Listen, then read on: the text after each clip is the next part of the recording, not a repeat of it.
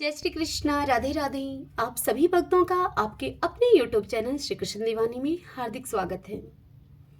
कार्तिक मास के कृष्ण पक्ष की चतुर्थी तिथि को महिलाएं अपने पति के मंगल, दीर्घायु एवं अखंड सुहाग की प्राप्ति के लिए निर्जला व्रत रखती हैं। करवा चौथ का व्रत पति पत्नी के अखंड प्रेम और त्याग की चेतना का प्रतीक है। इस दिन महिलाएं व्रत रखकर दिन भर भगवान से अपने पति के मंगल के लिए प्रार्थना करती हैं। महिलाएं इस दिन व्रत रखकर शुभ मुहूर्त में चंद्रमा के साथ शिव पार्वती, गणेश जी और कार्तिकेय की भी पूजा करती हैं। आज के समय में करवा चौथ व्रत नारी शक्ति का प्रतीक पर्व है। व्रत पूजा के दौरान महिलाएं करवा चौथ व्रत की कथा को पढ़ती हैं अथवा सुनती हैं। कहा जाता है कि व्रत कथा के पढ़े बिना यह व्रत अधूरा रहता है। तो आइए हम भी सुनते हैं करवा चौथ व्रत की कथा, विनायक जी की कहानी और अंत में तपसी लपसी की कथा। तो आइए वीडियो को शुरू करते हैं। सभी बोलिए चौथ माता की जय। एक साहूकार के 7 बेटे और एक बेटी थी, जो कि 7 भाइयों की लाडली बहन थी। 8 भाई बहन एक साथ बैठकर खाना खाते थे। कार्तिक की चौथ आने पर बहन ने करवा चौथ का व्रत रखा। जब 7 भाई खाना खाने के लिए आए तो उन्होंने बहन को भी खाना खाने के लिए बुलाया। तो उनकी माँ बोली, आज इसका करवा चौथ का व्रत है। जब चांद निकलेगा तब यह चांद को अर्घ देकर ही खाना खाएगी। तब भाइयों ने जंगल में आग जलाकर छलनी में से बहन को चांद दिखा दिया। बहन भाभियों से बोली, चलो भाभी अर्घ दे लो, चांद निकल आया है। तब उसकी भाभियां बोली कि बाई जी, यह चांद तो आपके लिए निकला है, हमारा चांद तो रात को निकलेगा। भाभियों की बात सुनने के बाद भी वह बहन चांद को अर्घ देकर भाइयों के साथ खाना खाने के लिए बैठ गई। पहला टुकड़ा लिया तो बाल निकला, दूसरा टुकड़ा लेने लगी तो छींक मारी, तीसरा टुकड़ा तोड़ा तो राजा के घर से बुलावा आ गया कि राजा का लड़का बीमार है। अब माँ ने लड़की के पहनने के लिए कपड़े निकालने के लिए 3 बार बक्सा खोला। तीनों बार ही सफेद साड़ी सामने आई। तब माँ ने वही कपड़े पहनाकर बेटी को ससुराल भेज दिया।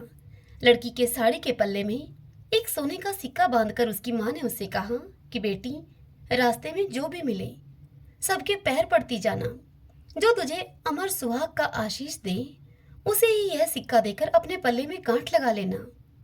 रास्ते में किसी ने भी पैर पड़ने पर उसे अमर सुहाग का आशीष नहीं दिया। सबने उसे यही आशीष दिया कि ठंडी हो, सब्र करने वाली हो, 7 भाइयों की बहन हो, अपने भाइयों का सुख देखने वाली हो। अब ससुराल के घर पहुंची तो दरवाजे पर जेठ की लड़की खड़ी मिली। वह उसके पैर पड़ी तो वह जेठ की लड़की उसे बोली, सीली हो, सपूती हो, 7 बेटों की माँ हो, पति का सुख देखने वाली हो। यह आशीष सुनकर उस लड़की ने पल्ले की गांठ में बंधा हुआ सोने का वह सिक्का उस लड़की को दे दिया और अपने पल्ले में गांठ मार ली। अंदर गई तो सासू जी ने कहा कि ऊपर कोठरी है और वहां जाकर बैठ जा। जब वह ऊपर गई तो उसने देखा कि उसका पति मर चुका है। अब वह उसे लेकर उसी कोठरी में पड़ी रही और उसकी सेवा करती रही। उसकी सास दासियों के हाथ बची कुची रोटी उसके लिए भेज देती। इस प्रकार उसे अपने पति की सेवा करते करते 1 साल हो गया। करवा चौथ का व्रत आया। सारी पड़ोसनों ने नहा धोकर करवा चौथ का व्रत रखा। सबने सिर धोकर हाथों में मेहंदी लगाई, चूड़ियां पहनी। वह सब कुछ देखती रही। तब एक पड़ोसन उसे बोली कि तू भी करवा चौथ का व्रत कर ले। तब वह उस पड़ोसन को बोली कि मैं कैसे करूं। तब पड़ोसन उसे बोली कि चौथ माता की कृपा से सब ठीक हो जाएगा। पड़ोसन के कहने से बहू ने भी इस व्रत को रखा। थोड़ी ही देर के बाद एक करवे बेचने वाली आई। करवे ले लो, करवे ले लो, भाइयों की प्यारी करवे ले लो, दिन में चांद उगावनी करवे ले लो, ज्यादा भूख लगने वाली करवे ले लो। यह आवाज सुनकर वह बहू बाहर आई और वह कहने लगी करवे वाली को कि ए करवे वाली, मुझे करवे दे जा। तब करवे वाली ने उससे कहा कि मेरी दूसरी बहन आएगी, वो तुझको करवे देगी। जब दूसरी बहन आई, करवे ले लो, करवे ले लो, भाइयों की प्यारी करवे ले लो, दिन में चांद उगावनी करवे ले लो, ज्यादा भूख लगने वाली करवे ले लो। जब बहू ने दूसरी करवे वाली की आवाज सुनी तो वह झट से बाहर आई और उसको बोली कि ए करवे वाली, मुझे भी करवे दे जा।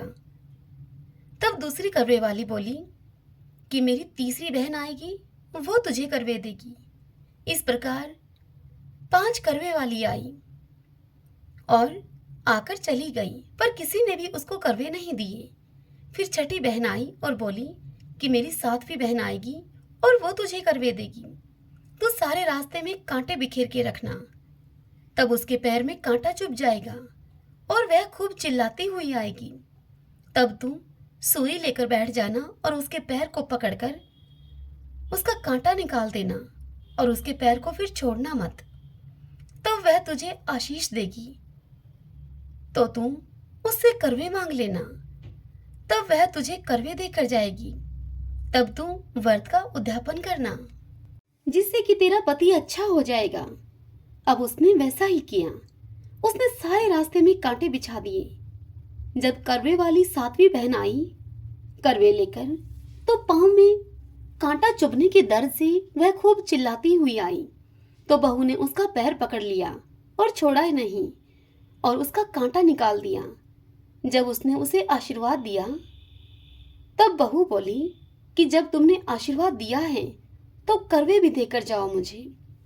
तब 7वीं बहन बोली कि तूने तो मुझे ठग लिया। यह कहकर चौथ माता ने उसे आंखों में से काजल, नाखूनों पर से मेहंदी, अपनी मांग से सिंदूर और चितली उंगली का चीटा और साथ ही करवे भी दे दिए।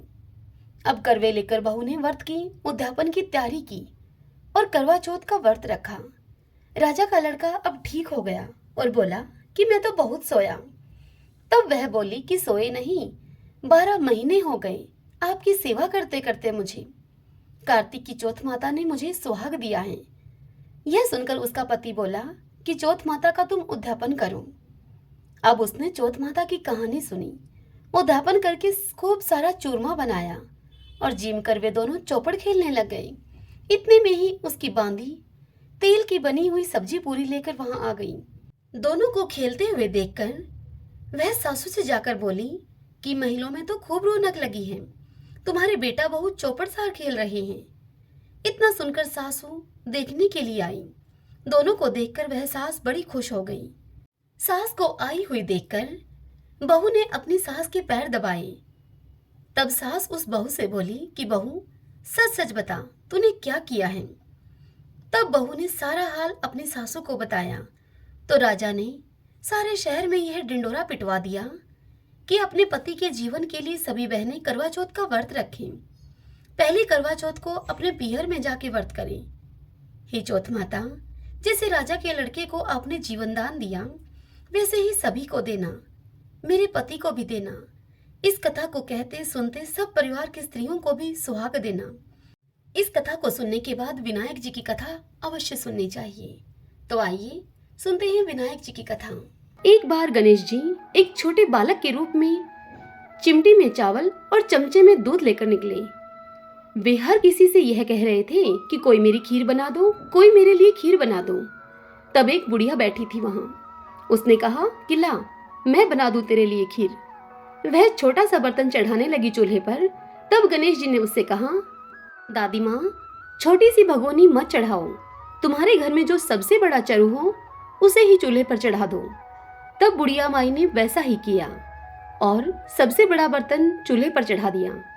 वह यह देखकर दंग रह गई कि वह तो बर्तन पूरा दूध से भर गया है। तभी गणेश जी ने बुढ़िया माई से कहा कि दादी माँ, मैं नहाकर आता हूँ।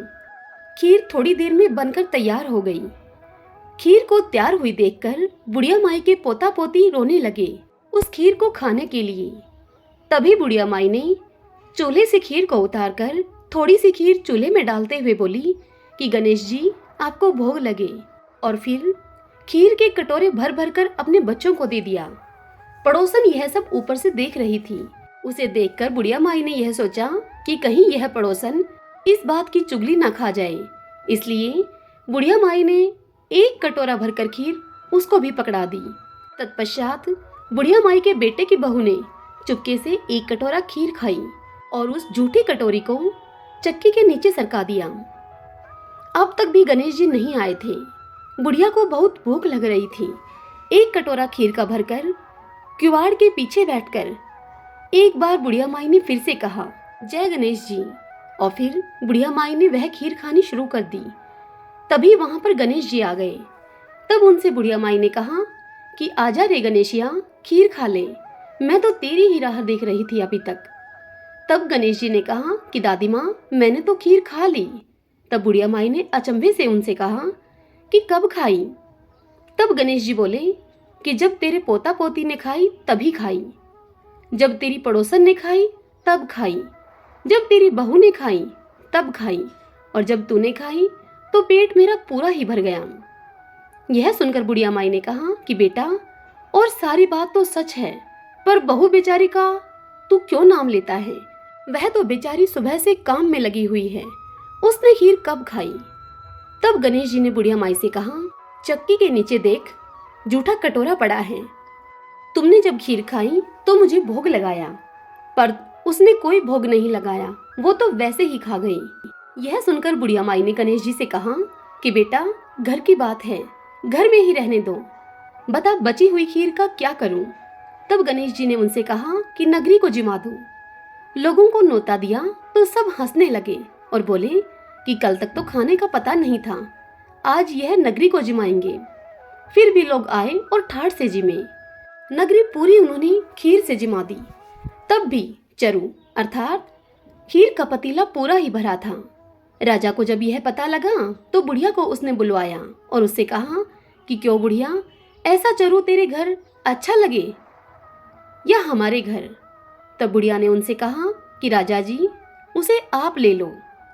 राजा जी ने खीर का चरू महल में मंगवा लिया। लाते ही खीर में कीड़े मकोड़े, बिच्छू और कंछले हो गए और उस खीर से दुर्गंध आने लगी। अब तब राजा जी ने बुढ़िया माई से कहा कि बुढ़िया माई, अपना चरू वापस ले जा, जा तुझे हमने दिया ये।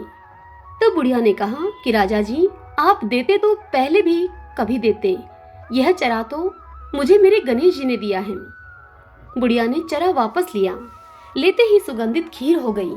घर आकर बुढ़िया ने गणेश जी से पूछा कि बची हुई खीर का मैं क्या करूं? तब गणेश जी ने बुढ़िया माई से कहा कि झोपड़े के कोने में खड्डा खोदकर तुम उसे गाड़ दो।